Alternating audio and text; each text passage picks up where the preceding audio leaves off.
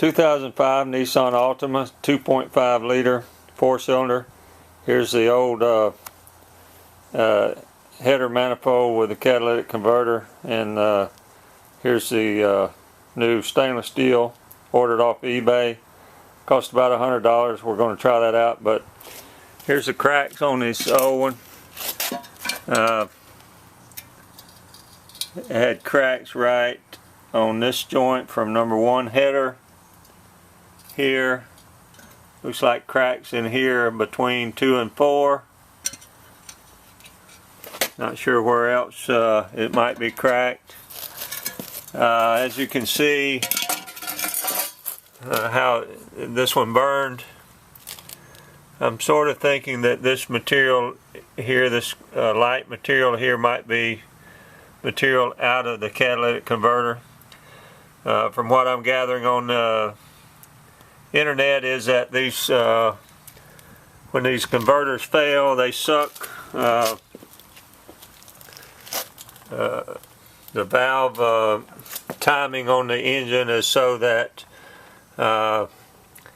it actually sucks some of the exhaust back up into the combustion chamber and potentially could ruin the rings. This looks like we bought this car used not long ago. Looks like this has been changed once with a junkyard replacement part.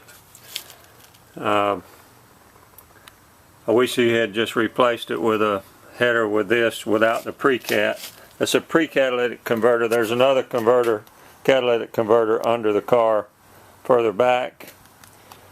I want to show you, this is the exhaust pipe where the header hooks to. Now if you look right in there, you can see some powder. That looks like some type of granular powder, and it was just sitting there.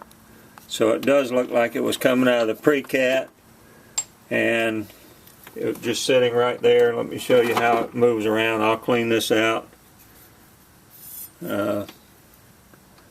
Let's see here if I can get to it. You see that material there, and when you move it around there, it's just a sandy, that's a sandy type material there. Looks like it probably coming out of the pre-cat. Very likely could have ruined this engine. They were on a trip. The engine started running bad. I think it went into the limp mode. So when I got it back home, this of course a young female driver on this vehicle. When I got it back home, it was about 2.5 quarts low of oil, maybe 3 quarts low of oil. So there's a very good chance this engine's ruined, and it could all be because of this pre-cat.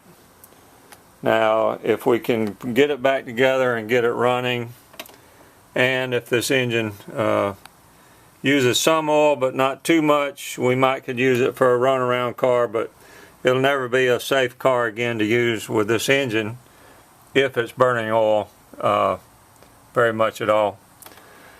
We did pull the alternator all the way off to get to it, and I lifted this fuse box out, made it much easier to get to the alternator bolts on the front of the engine. I felt like it was easier to pull the alternator all the way off to get to these bolts that held the header on. It's not really a terribly hard job to replace the header on this car. The hardest part is moving this. This is the bracket that bolts to the frame that holds that the box for the fuse box here to get it out of the way. The hardest part might be just getting the serpentine belt loose, because it's a pretty tight fit up in the front of the car there. Here's a picture of the front of the water pump that runs off the serpentine belt. Just wanted to give you an overview of what's going on. This is not a complete picture of everything involved. We're just trying to salvage this car, trying to get it to limp along for a little bit longer. Hope this video helps. Sorry I didn't give you more information on it, but with all the other YouTube videos out there, maybe this little addition will help out somewhat also. So thanks YouTube. I always enjoy trying to share something that might help other people. Have a great day.